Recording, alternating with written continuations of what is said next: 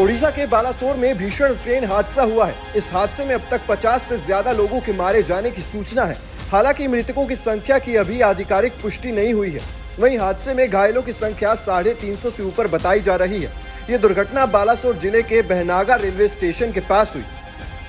ऐसा बताया जा रहा है कि शाम करीब 7 बजे यहां हावड़ा कोरोमंडल एक्सप्रेस के 10 से 12 डिब्बे ट्रैक से उतर गए। इसके बाद ये डिब्बे बगल के ट्रैक पर आ गिरे, जिसके बाद यशवंतपुर हावड़ा एक्सप्रेस ट्रेन जा रही थी, जिसके भी 3 से 4 डिब्बे पटरी से उतर गए।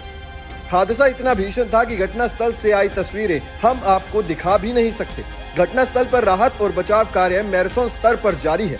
ट्रेन के कोचों को काटने के लिए गैस कटर की व्यवस्था की गई है। घायलों को बालासोर मेडिकल कॉलेज में भर्ती कराया गया है। इसके अलावा आसपास के अस्पतालों को भी अलर्ट पर रखा गया है। प्रधानमंत्री नरेंद्र मोदी, राष्ट्रपति द्रौपदी मुर्मू, पश्चिम बंगाल की सीएम ममता बनर्जी, ओडिशा के सीएम नवीन पटनायक सभी ने दुर्घटना पर दुख जताया है।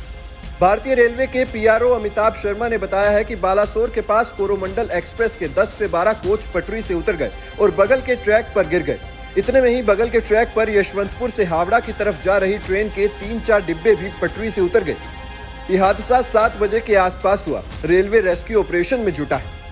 ऐसी जानकारी आ रही है कि करीब 7 बजे के आसपास 2841 कोरोमंडल एक्सप्रेस, जो कि शालीमार हावड़ा के पास से चलती है मद्रास के लिए, चेन्नई के लिए, वो जा रही थी। तो बालेश्वर के पास इसके करीब 10 से 12 कोच डिरेल हो गए और डिरेल होकर ऑपोजिट डायरेक्शन के ट्रैक पर इन्फ्रिंज कर गए। उसके थोड़े ही अंतराल में 2864, जो कि यशवंतपुर से हावड़ा की तरफ जाती है, वो आ रही थी।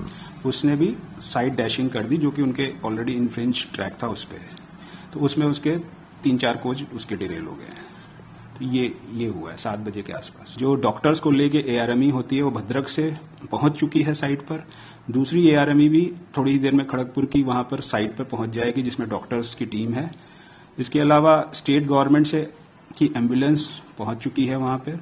और यहाँ दिल्ली का सवाल है, हमारे चेयरमैन साहब जो सर्वोच्च अधिकारी हैं, वो यहाँ से साइट के लिए निकल चुके हैं। वहीं ओडिशा के मुख्य सचिव प्रदीप जेना ने मीडिया को बताया कि बालासोर के डीएम, आईजी और एसपी दुर्घटना स्थल पर पहुंच गए हैं। 15 से ज्यादा फायर सर्विस यूनिटों को रवाना किया गया है। करीब 60 एम्बुलेंस भी भेजी गई हैं।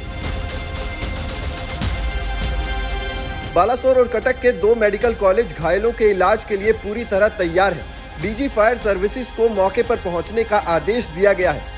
इसके अलावा एनडीआरएफ और एसडीआरएफ की टीमें मौके पर हैं। 600 से 700 रेस्क्यू फोर्स के जवान काम कर रहे हैं। रात भर रेस्क्यू ऑपरेशन चलाया जाएगा। सभी अस्पताल सहयोग दे रहे हैं। हमारी पहली प्राथमिकता लोगों को बचाने की है। सभी संबंधित अधिकारी मौके पर पहुंच गए हैं।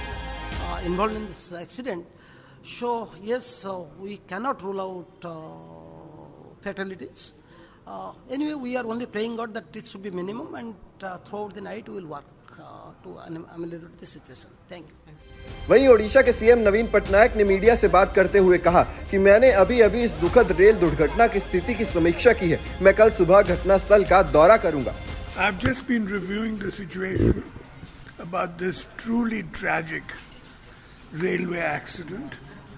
I'll be flying there early tomorrow morning to naturally review the whole situation.